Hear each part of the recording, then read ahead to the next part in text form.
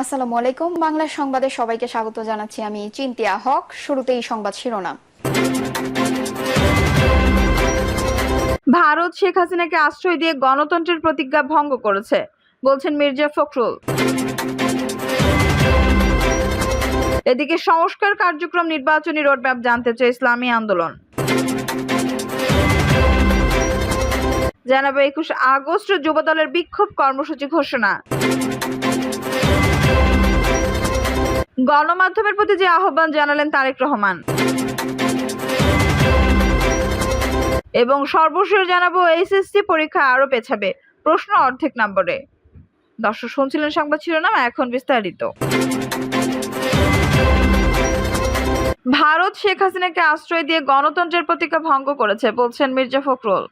ক্ষমতাচ্যুত প্রধানমন্ত্রী শেখ হাসিনাকে ভারত আশ্রয় দিয়ে তাদের গণতন্ত্রের প্রতিজ্ঞাকে ভঙ্গ করেছে বলে মন্তব্য করেছেন বিএনপি মহাসচিব মির্জা ফখরুল ইসলাম আলমগীর। তিনি বলেন, ছাত্র জনতা বিপ্লবের মধ্য দিয়ে ফ্যাসিবাদী সরকার প্রধানমন্ত্রী শেখ হাসিনা দেশ ছেড়ে পালিয়েছেন। দুর্ভাগ্য, আমাদের পার্শ্ববর্তী দেশ তাকে আশ্রয় দিয়েছে। সেখান থেকে হাসিনা বাংলাদেশের বিজয়কে নাশাত করার জন্য ষড়যন্ত্র শুরু করেছে। বিএনপি মহাসচিব বলেন, এদেশের মানুষ শেখ হাসিনার যে অপরাধ সেটাকে খাটো করে দেখে না। গত 15 বছরের দুঃশাসন দেশের স্বাধীনতাকে দুর্বল করে দিয়েছে। জাতিকে 18 লাখ কোটি টাকার ঋণে আবদ্ধ করে গেছে। পাচার হয়েছে প্রায় $100 বিলিয়ন। ভারতের কাছে অনুরোধ করব, আপনারা আইনের প্রতি শ্রদ্ধাশীল হয়ে অপরাধীকে বাংলাদেশ সরকারের কাছে তুলে দিন। নির্বাচন নিয়ে মির্জা ফখরুল বলেন, এই সরকার ছাত্র জনতার গণ অভ্যুত্থানের একটি সরকার। তাদের প্রধান কাজ হচ্ছে নির্বাচনের মাধ্যমে একটি গণতন্ত্রের সরকারের কাছে ক্ষমতা হস্তান্তর করা। বিগত আওয়ামী লীগ সরকার যে জঞ্জাল সৃষ্টি করে গেছে সেটাকে পরিষ্কার করতে একটু সময় লাগবে। সেজন্য যে সময় প্রয়োজন তা এই দেশের জনগণ দেবে। সরকার পতনের পর সারা দেশে যে মামলা হয়েছে সেই বিচার কার্যক্রম নিয়ে ফখরুল বলেন, এই সরকারের মেয়াদ হয়েছে মাত্র 11 দিন। এই কয়েকদিনে তারা যে কাজ করেছে তা প্রশংসনীয়। সংস্কার কার্যক্রম নির্বাচনী রোডম্যাপ জানতে চায় ইসলামী আন্দোলন। অন্তর্বর্তীকালীন সরকারের কাছে জাতীয় নির্বাচনের একটি রোডম্যাপ ঘোষণা করার দাবি জানিয়েছে ইসলামী আন্দোলন বাংলাদেশ। তারা বলেছে, অন্তর্বর্তীকালীন সরকারের ঘোষণা অনুযায়ী তাদের সংস্কার কার্যক্রমের ধরন ও প্রক্রিয়া কি হবে এবং কতদিনের মধ্যে সংস্কার কার্যক্রম শেষ করবে তা অতি দ্রুত প্রকাশ করার আহ্বান জানাচ্ছি। দলটি বলছে, দেশ জনগণের কল্যাণে একটি স্থিতিশীল রাজনৈতিক পরিবেশ তৈরি এবং অর্থনৈতিক পুনর্গঠনে আমরা সরকারের সহযোগিতা করে যেতে চাই। সেক্ষেত্রে অন্তর্বর্তীকালীন সরকারকে দেশের শান্তিকামী জনগণ এবং ফ্যাসিবাদ বিরোধী আন্দোলনে অংশগ্রহণকারী ছাত্র জনতা ও রাজনৈতিক দলগুলোর মধ্যে আস্থার পরিবেশ তৈরি করতে হবে।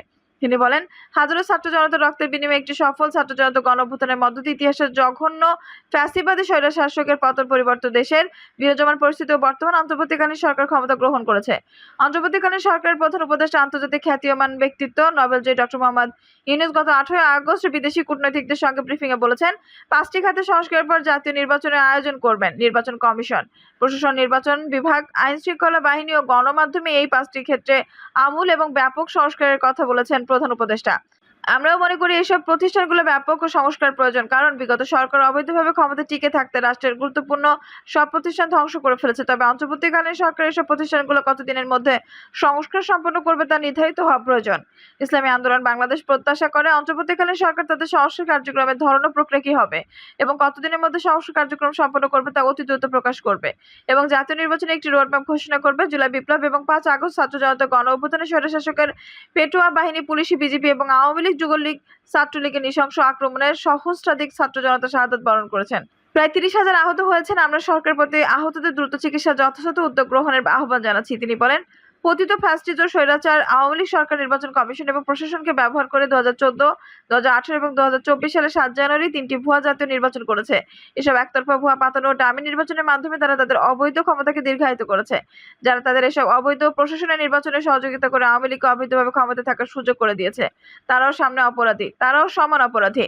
গণদুশ্মন, গণহত্যাকারী, লুটেরা, দুর্নীতিবাজ আর ভোট চোরেদের যাতে আগামীতে পুনর্বাসিত হতে না পারে তা নিশ্চিত করতে হবে। যে লক্ষ্যে তিনি 7 দফা দাবি উপস্থাপন করেন।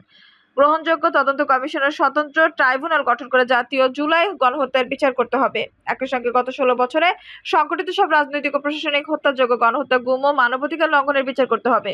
এক্ষেত্রে যেসব ব্যক্তি বা সংগঠন দোষী সাব্যস্ত হবে তাদের রাজনীতি ও নির্বাচন থেকে স্থায়ীভাবে নিষিদ্ধ করতে হবে। তদন্ত সাপেক্ষে বিগত বছরের সব দুর্নীতিবাজ ও দেশ বিদেশে অর্থ পাচারকারীদের সব সম্পত্তি ক্রাক করে রাষ্ট্রীয় কোষাগারে জমা করতে হবে এবং বিদেশে পাচার করা টাকা ফেরত আনবার উদ্যোগ গ্রহণ করতে হবে। বিগত বছরে যারা ক্ষমতায় ছিলেন তাদের সম্পদের হিসাব দিতে হবে। সব দুর্নীতি ও টাকা পাচারের শ্বেতপত্র প্রকাশ করতে হবে। আইন শৃঙ্খলা বাহিনী, প্রশাসন, বিচার বিভাগ সহ প্রজাতন্ত্রের যে সব কর্মচারী আইন সংবিধান শপথ লঙ্ঘন করে আশেপাশের আচরণ করেছেন তাদের বিচারের মুখোমুখি করতে হবে। দেশের সংখ্যাগরিষ্ঠ জাতীয় জনগোষ্ঠীর চিন্তা চেতনা ও অনুভূতির বিরুদ্ধে কোনো সিদ্ধান্ত নেওয়া যাবে না। নির্বাচন কমিশনকে পুনর্গঠন করতে হবে এবং অবাধ, সুষ্ঠু, গ্রহণযোগ্য ও অংশগ্রহণমূলক নির্বাচনের জন্য সংখ্যানুপাতিক নির্বাচন পদ্ধতি চালু করতে হবে। আওয়ামী লীগ দুঃশাসনের বিগত 16 বছরে সবচেয়ে ক্ষতিগ্রস্ত হয়েছে এদেশের সাধারণ শিক্ষা খাতের মান ও নৈতিকতায়। এই ক্ষতি দ্রুত সময়ের মধ্যে কাটিয়ে ওঠার লক্ষ্যে দেশপ্রেমিক শিক্ষাবিদ ও ওলামায়ে কেরামের সমন্বয়ে একটি জাতীয় শিক্ষা কমিশন গঠন করে প্রয়োজনীয় পদক্ষেপ গ্রহণ করতে হবে। গ্রাম পুলিশকে জাতীয়করণ করে তাদের সম্মানজনক বেতন ও ভাতার ব্যবস্থা করতে হবে। তিনি বলেন, ছাত্র জনতার এই আন্দোলন হত্যা, লুটতরাজ ও অবৈধ ক্ষমতা প্রয়োগের বিরুদ্ধে ছিল, শিল্প ও কলকারখানা ধ্বংসের বিরুদ্ধে ছিল না সংখ্যালঘুদের বিরুদ্ধে কোনো পদক্ষেপ। সেজন্য আমরা বিশ্বাস করি, যারা লুটতরাজ, দখলদারি, অরাজকতা ও সংখ্যালঘুদের উপর কোনো রকম হুমকি সৃষ্টি করে কার্যকলাপে লিপ্ত, তারা এই আন্দোলনে সম্পৃক্ত কেউ না, বরং তারা সুযোগ সন্ধানী। সুতরাং আমরা বর্তমান অন্তর্বর্তীকালীন সরকারকে এইসব অরাজকতার সৃষ্টিকারীদের প্রতি কঠোর পদক্ষেপ নেওয়ার আহ্বান করছি। ইসলামী আন্দোলন বাংলাদেশ মনে করে, দেশের সব নাগরিক সমান মর্যাদা ও অধিকারপ্রাপ্ত। ধর্মের কারণে কাউকে আঘাত করা বা কাউকে প্রতিপক্ষ বানানোকে ইসলাম ও রাষ্ট্রীয় আইনও সমর্থন করে না। আমাদের আন্দোলনের চেতনাও তা সমর্থন করে না। এজন্য বলবো, দেশের সংখ্যালঘুদের প্রতিটি উপাসনালয় ও ধর্মীয় স্থাপনায় সিসি ক্যামেরার ব্যবস্থা করুন। 21 আগস্ট যুবদলের বিক্ষোভ কর্মসূচি ঘোষণা। এতদিন 21 আগস্টকে গ্রেনেড হামলার দিবস হিসেবে পালন করে এসেছে আওয়ামী লীগ। তবে এবার 21 আগস্ট ঘরে দেশের সব জেলা ও মহানগর বিক্ষোভ কর্মসূচি ঘোষণা করেছে বাংলাদেশ জাতীয়তাবাদী যুবদল। মঙ্গলবার এক প্রেস বিজ্ঞপ্তির মাধ্যমে যুবদলের এই কর্মসূচির কথা জানানো হয়।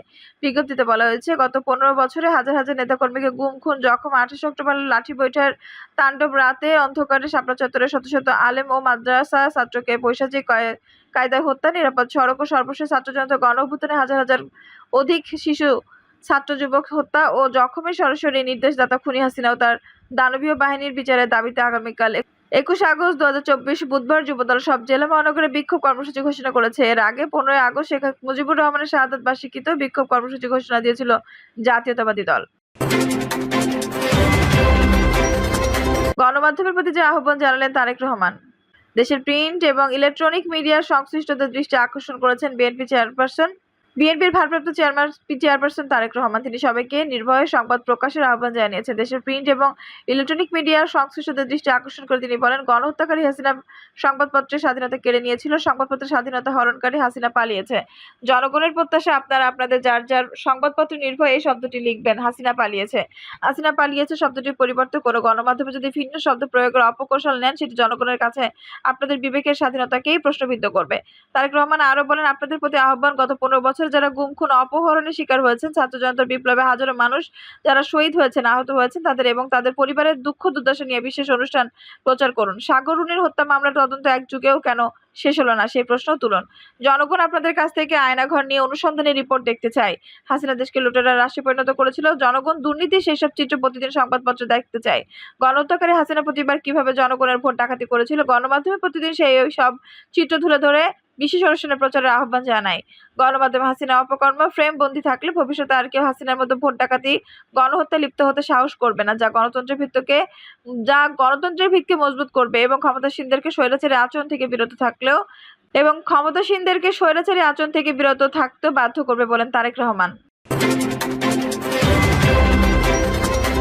এইচএসসি পরীক্ষা আরো পেছাবে, প্রশ্ন অর্ধেক নম্বরে। এইচএসসি ও সমমানের বাকি বিষয়গুলো পরীক্ষা আরো পেছাবে। এসব বিষয়ে অর্ধেক প্রশ্নের পরীক্ষা অনুষ্ঠিত হবে। ঢাকা শিক্ষা বোর্ড চেয়ারম্যান অধ্যাপক তপন কুমার সরকার এই তথ্য নিশ্চিত করেছেন। আগের যে বিষয়ে 8টি প্রশ্নের উত্তর দিতে হতো, এখন সেই একই বিষয়ে 4টি প্রশ্নের উত্তর দিতে হবে। পরীক্ষার আগের মতোই পূর্ণ সময় থাকবে।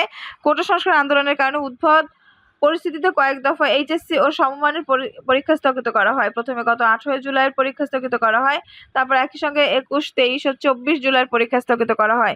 এরপর 28 জুলাই থেকে 1 আগস্ট পর্যন্ত পরীক্ষা স্থগিত করা হয়। পরে সিদ্ধান্ত হয় 11 আগস্ট থেকে নতুন সময়সূচিতে এইচএসসি ও সমমানের পরীক্ষা নেওয়া হবে। তবে 7 আগস্ট ঢাকা শিক্ষা বোর্ডের পরীক্ষা নিয়ন্ত্রক মোহাম্মদ আবুল বাশিরের সই করা বিজ্ঞপ্তিতে জানানো হয়, 11 আগস্ট পরীক্ষা হচ্ছে না, অনিবার্য কারণে পরীক্ষা স্থগিত করা হয়েছে। শিক্ষা বোর্ডের একটি সূত্রের মতে, প্রধানমন্ত্রীর পদ থেকে শেখ হাসিনা পদত্যাগ ও দেশ ছাড়ার পর বিভিন্ন থানায় যে হামলার ঘটনা ঘটে, তাতে প্রশ্নপত্র রাখা ট্রাঙ্কগুলো ক্ষতিগ্রস্ত হয়েছে। এজন্য 11 আগস্ট থেকে পরীক্ষা নেওয়ার সিদ্ধান্ত স্থগিত করা হয়। 11 সেপ্টেম্বর থেকে স্থগিত পরীক্ষাগুলো নেওয়ার জন্য অন্তর্বর্তী সরকারের কাছে প্রস্তাব দিয়েছিল শিক্ষা বোর্ড। সেটি অনুমোদন হয়, তবে পরীক্ষার্থীরা সোমবার ঢাকা শিক্ষা বোর্ডে দুপুর থেকে সন্ধ্যা পর্যন্ত অবস্থান নিয়ে পরীক্ষায় বসার মতো অবস্থায় নেই বলে বিক্ষোভ করেন। যেসব বিষয়ে পরীক্ষা হয়েছে তার ভিত্তিতে পরীক্ষার ফল প্রকাশের দাবি জানান শিক্ষার্থীরা। ঊর্ধ্বতন কর্তৃপক্ষের সঙ্গে আলোচনা করে সন্ধ্যায় দাবি পূরণের বিষয়ে আশ্বাস দেন ঢাকা শিক্ষা বোর্ড পরীক্ষার নিয়ন্ত্রণ আবুল বাশার।